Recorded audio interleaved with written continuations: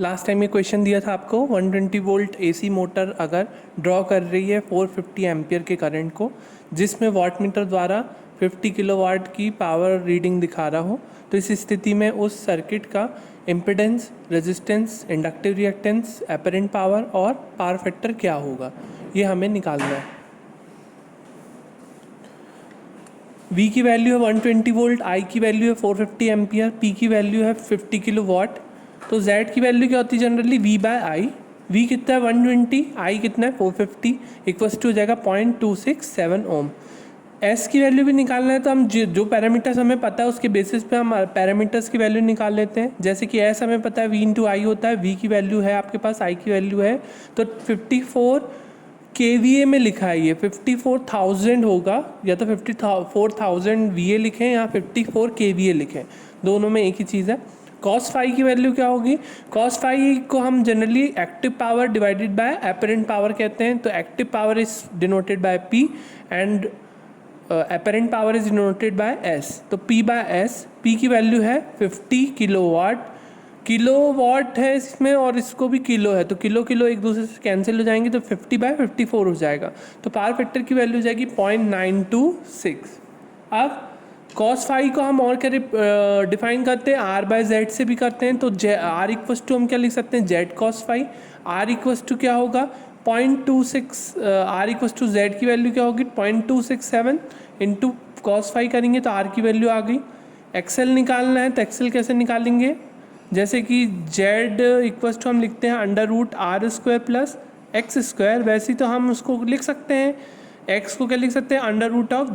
√Z² minus R²। तो x यहाँ पे क्या पर है? एक्सेल, तो इसलिए हम इसको लिखें एक्सेल। एक्सेल इक्वस टू हम लिख सकते हैं √Z² माइनस R²। Z की वैल्यू रख दें, R की वैल्यू रख दें, तो एक्सेल की वैल्यू आ जाएगी। तो यहाँ पर इस तरीके से क्वेश्चंस और भी आ सकते हैं। बस आपको डेटा पता होना चाहिए, आपको सारे फॉर्मूले पता होना चाहिए किसके लिए हम क्या यूज़ करते हैं। अगर आपको वो सब याद है तो आप आराम से कोई भी क्वेश्चन कर सकते हैं। जैसे कि ये पूरे क्वेश्चन में हमने सिर्फ वही डेटा यूज़ किया जो हमने पहले पढ़ा, सर्किट से पढ़ा। तो सर्किट आप जब पढ़ें तो ध्यान से एक एक चीज़ बारीकियाँ ध्यान रखें, क्योंकि उसमें कुछ भी क्वेश्चन पूछा जा सकता है। ये क्वेश्चन अलग फॉर्मेट में है, आपको अलग क्वेश्चन अलग फॉर्मेट में आ सकता है। तो इस प्रकार से क्वेश्चंस, नंबर ऑफ क्वेश्चन बहुत सारे फ्रेम हो सकते हैं, परंतु उसका सोल्यूशन आपको सर्किट के बेसिस पे करना है। नेक्स्ट सर्किट है हमारा AC across RC series circuit. Resistance R यहाँ पे कैपेसिटेंस C के सीरीज़ में लगा हुआ है। इस पॉइंट से इस पॉइंट पर ये दोनों एक दूसरे से क्या है? सीरीज़ में है। R के क्रॉस वोल्टेज ड्रॉप है VR और C के क्रॉस वोल्टेज ड्रॉप है VC। I is the current flowing in this circuit and V is the sinusoidal voltage applied in this circuit।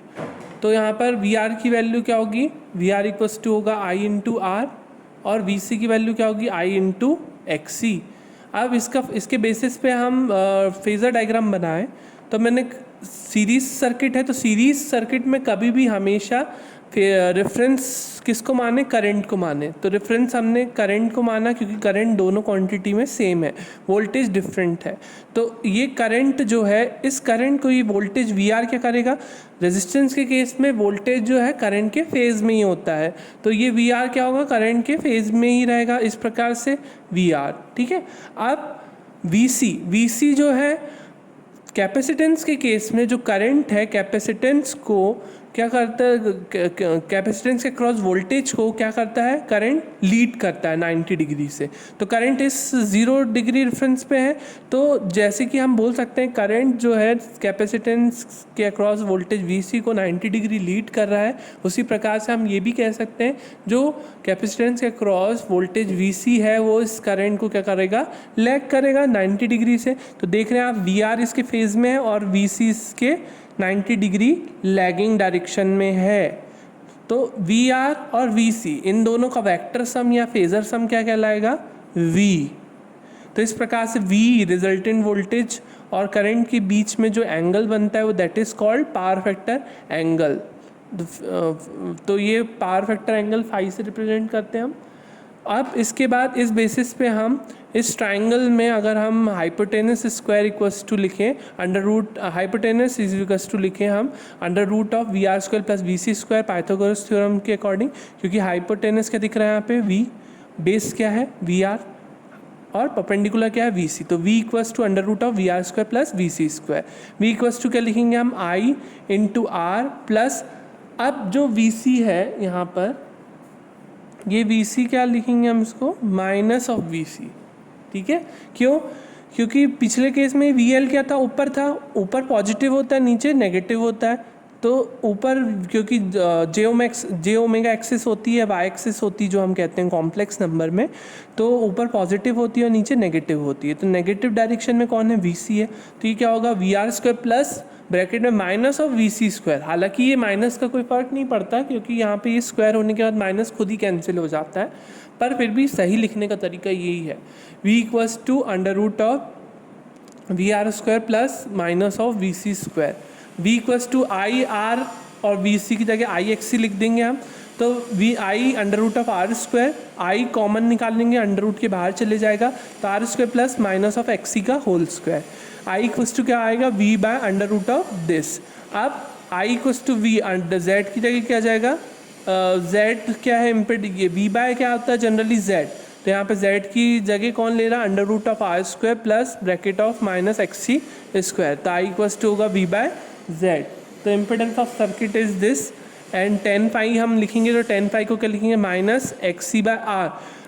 अब ये जो है हमने वोल्टेज के बेसिस पे ट्रायंगल बनाया है, कि इम्पिडेंस ट्रायंगल भी हो सकता है ना, इम्पिडेंस ट्रायंगल, इम्पिडेंस ट्रायंगल हम इस प्रकार से बना सकते हैं, जैसे कि ये आर हो गया है ना, और ये क्या हो गया, एक्स सी हो गया, और ये हो गया, ये हमारा हो गया जेड, है ना, तो इस प्रकार से ये क्या हो गया हमारा इम्पिडेंस ट्रायंगल। इसी प्रकार से हम पावर ट्रायंगल भी बना सकते हैं। पावर ट्रायंगल के लिए हम कैसे बनाएंगे, पावर ट्रायंगल के लिए ये वाला पावर क्या होता है, एक्टिव पावर, जो कि रेजिस्टेंस के द्वारा कंज्यूम किया जाता है, और ये वाला पावर क्या होता है जनरली जो रिएक्टेंस द्वारा कंज्यूम किया जाए, वो होता है reactive power, that is Q, और जेड ये हमारा रिजल्टेंट क्या होता है जनरली एस।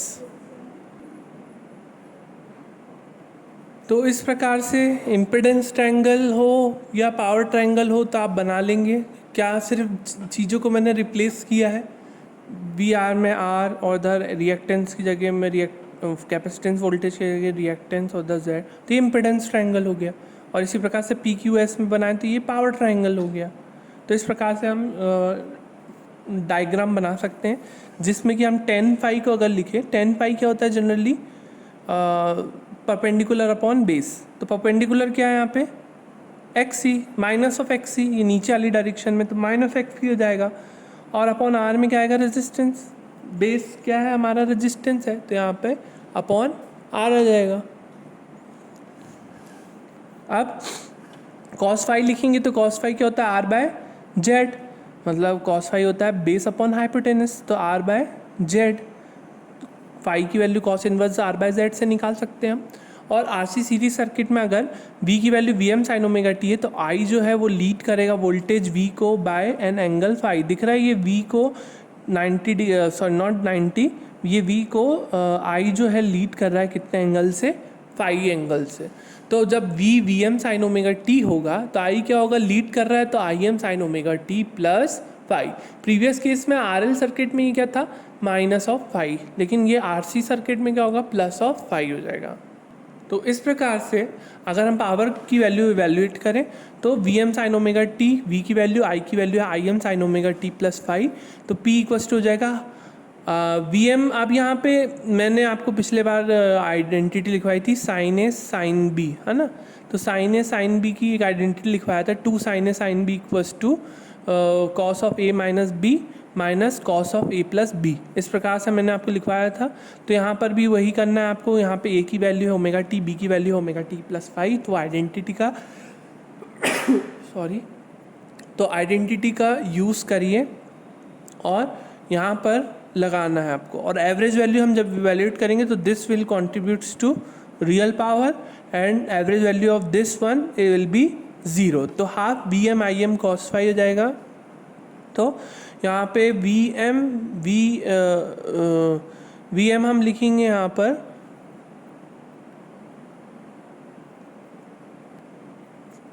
ये एवरेज वैल्यू आप समझ गए होंगे कि इसको इंटीग्रेट नहीं किया जा सकता क्योंकि ये क्या है हमारा कांस्टेंट वैल्यू है ना, तो ये जनरली रियल पावर को डिनोट करती है। और ये इसमें क्या है टी वैल्यू है, तो इसको हम ओवरऑल 0 से 2 पाई में अगर हम इंटीग्रेशन करते हैं तो इसकी वैल्यू जो एवरेज वैल्यू होगी वो 0 हो जाती है। तो इसलिए ये रिजल्ट आता है हाफ VMIM cos phi। तो VM/√2 into IM/√2 cos phi। तो VM/√2 और IM/√2 हमारे यहाँ पे क्या है RMS values of voltage and current, उसकी जगह हम लिख सकते हैं P average equals to VI cos phi। तो ये average value of power that is active power which is consumed by resistance of the circuit. And similarly you can write the value of reactive power and apparent power in this way like Q equals to VI sin phi and S equals to VI। So आपके सामने एक ही circuit है जिसमें resistance R connected है in series with capacitance C। तो this will be connected across this voltage 100 volt and 50 hertz voltage supply, where 100 volt supply is the RMS value of voltage and I is the current flowing which is also RMS value of current which is flowing in this circuit. In this case, if this circuit is shown like this, then you have to find the value of impedance Z, I, cos phi, phi, VR and VC and P। और ये सबकी values निकालने के बाद मुझे classroom के comments में answer भेजें।